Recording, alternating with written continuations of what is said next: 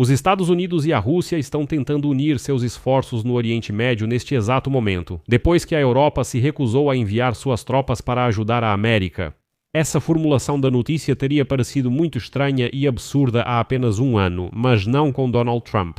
Depois que o presidente americano chamou a recusa da Europa em entrar em guerra contra o Irã de grande erro e ameaçou com o fim da OTAN, o Kremlin imediatamente ofereceu sua ajuda a Donald Trump.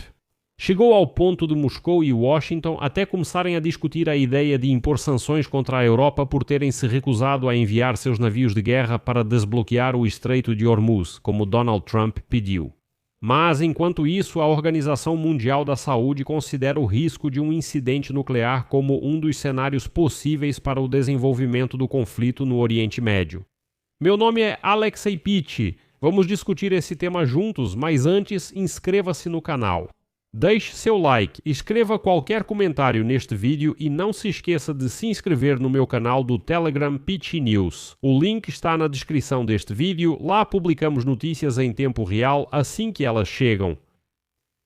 Então, Donald Trump continua criticando a decisão dos países europeus de não entrarem em guerra contra o Irã e Trump voltou a insinuar que os Estados Unidos podem eventualmente sair da Aliança do Atlântico Norte.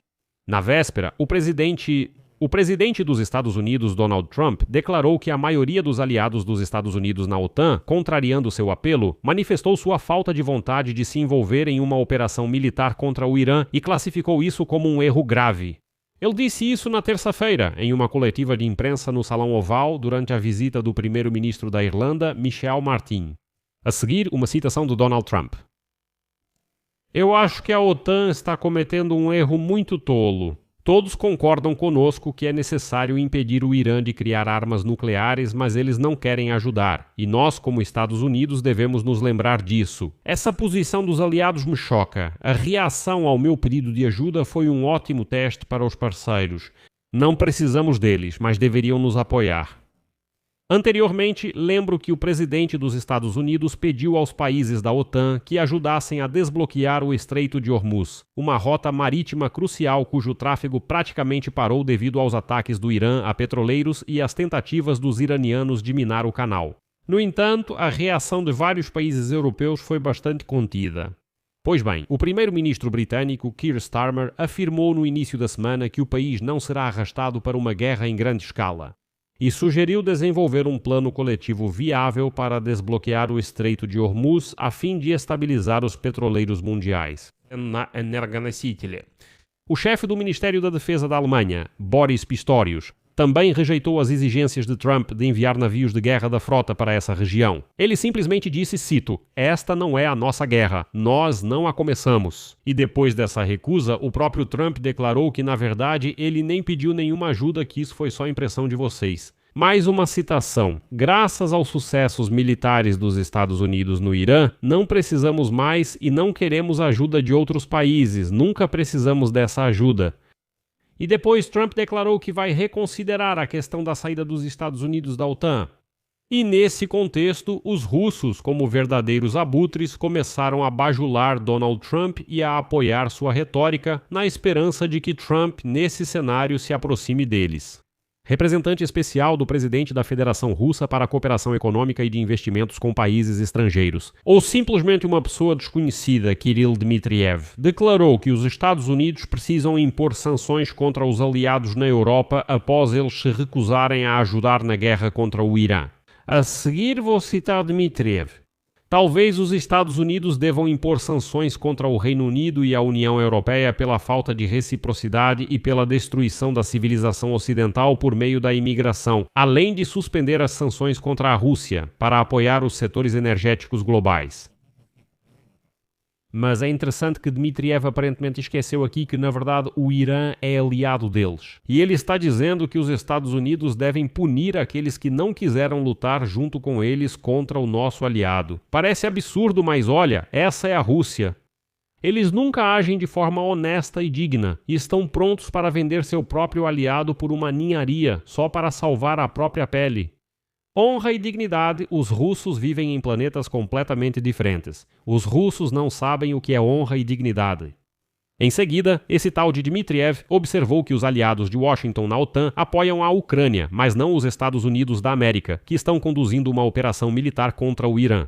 O representante especial do ditador careca, Putin, também publicou um vídeo em que o presidente americano, Donald Trump, critica os países da Aliança do Atlântico Norte por se recusarem a participar do desbloqueio do Estreito de Hormuz e chama isso de um erro muito grosseiro e tolo. Bem, isso é aquilo que discutimos anteriormente. E aqui é importante entender o contexto, porque Dmitriev ficou tão animado. Antes disso, Dmitriev prometeu que, caso as sanções contra a Rússia fossem suspensas, os Estados Unidos teriam acesso a projetos conjuntos cujo valor total ultrapassa 14 trilhões de dólares. Ao mesmo tempo, ele afirmava que as restrições contra Moscou custaram a Washington mais de 300 bilhões de dólares, ou seja, poderiam ter lucrado, mas não lucraram. Lembro que anteriormente a The Economist escreveu que a Rússia prometeu projetos no valor de 12 trilhões de dólares em troca do levantamento das sanções. Segundo fontes da publicação, durante as negociações para encerrar a guerra contra a Rússia e contra a Ucrânia, o Kremlin fez propostas a pessoas próximas à família de Donald Trump. Participações em ativos energéticos russos, incluindo projetos de extração de petróleo e gás no Ártico, desenvolvimento de jazidas de metais de terras raras, criação de um centro de processamento e desenvolvimento de dados com fornecimento de energia nuclear e construção de um túnel sob o Estreito de Bering. Além disso, segundo os interlocutores da The Economist, antes do encontro de Vladimir Putin com Donald Trump no Alasca em agosto do ano passado. Para o Conselho de Segurança da Rússia foi preparada uma nota explicativa detalhando como apresentar ao presidente americano o maior acordo econômico entre Moscou e Washington. E nesse documento, a Rússia se descrevia como um tesouro de recursos árticos e do norte, cuja exploração atrairia supostamente dezenas de fundos soberanos e privados dos Estados Unidos e de outros países atualmente hostis. Nessa nota também estava escrito que todos ganhariam muito dinheiro e que os presidentes Putin e Trump poderiam até receber prêmios Nobel. Pois é, Putin queria se aproveitar até nisso. Mas como vocês podem ver, no fundo, tudo o que a Rússia pode oferecer são recursos, tudo aquilo que está no solo. Os russos não conseguem inventar nada sozinhos e, mesmo antes da guerra, já se ofendiam ao serem chamados só de posto de gasolina.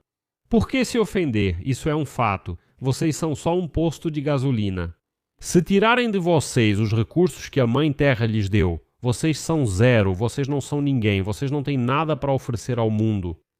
Até mesmo esse mensageiro Max, que apareceu por lá por algum motivo, os russos ficaram muito surpresos porque o mensageiro Max identifica a Crimeia como parte da Ucrânia no seu sistema operacional. Eles ficaram assim, como assim? Mas esse é um mensageiro soberano russo. O fato dele identificar a Crimeia como Ucrânia mostra que é totalmente baseado em tecnologias ocidentais, com interface claramente ocidental. Não há nada de russo ali. Mas vamos voltar ao Dmitriev e às suas declarações. A ideia era que o presidente americano, impressionado por manchetes chamativas, ouviria "Uau, 14 trilhões de dólares!" E continuaria na questão do acordo de paz sobre a Ucrânia, pressionando Kiev por causa do risco de, perder esse lucro trilionário na Rússia. Bem, e claro, esses trilhões não têm relação com a realidade.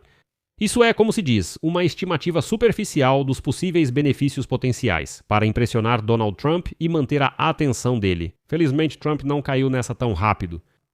E aqui vale lembrar que o presidente da Federação Russa, Vladimir Putin, propôs aos Estados Unidos, como parte do acordo para encerrar a guerra no Oriente Médio, retirar os estoques de urânio enriquecido do Irã para a Rússia. Essa proposta foi feita por Vladimir Putin a Donald Trump durante uma conversa telefônica em 9 de março.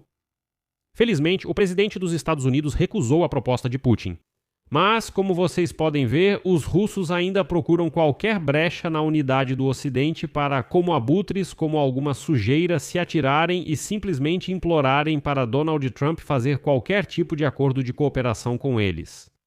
Enquanto isso, a guerra no Oriente Médio pode sair do controle. Foi revelado que a Organização Mundial da Saúde considera o risco de um incidente nuclear como um dos cenários possíveis para o desenvolvimento do conflito no Oriente Médio. Funcionários da ONU acompanham os impactos dos ataques a instalações nucleares iranianas e mantêm alta prontidão para ameaças de radiação. A organização atualiza as instruções ao pessoal para incidentes nucleares, com recomendações de avaliação de riscos à saúde e medidas protetivas à população. Além disso, o jornal Político escreve que nos Estados Unidos estão sendo discutidos os riscos do uso de armas nucleares. O conselheiro de Donald Trump para questões de inteligência artificial, David Sacks, afirmou que teme uma escalada do conflito por parte de Israel e o possível uso de armas nucleares. O próprio Trump rejeitou tal suposição e afirmou que Israel não fará isso. Aqui vou colocar reticências. Escreva sua opinião e suas conclusões nos comentários deste episódio. Inscreva-se no canal, ative o sininho e não se esqueça de deixar o like.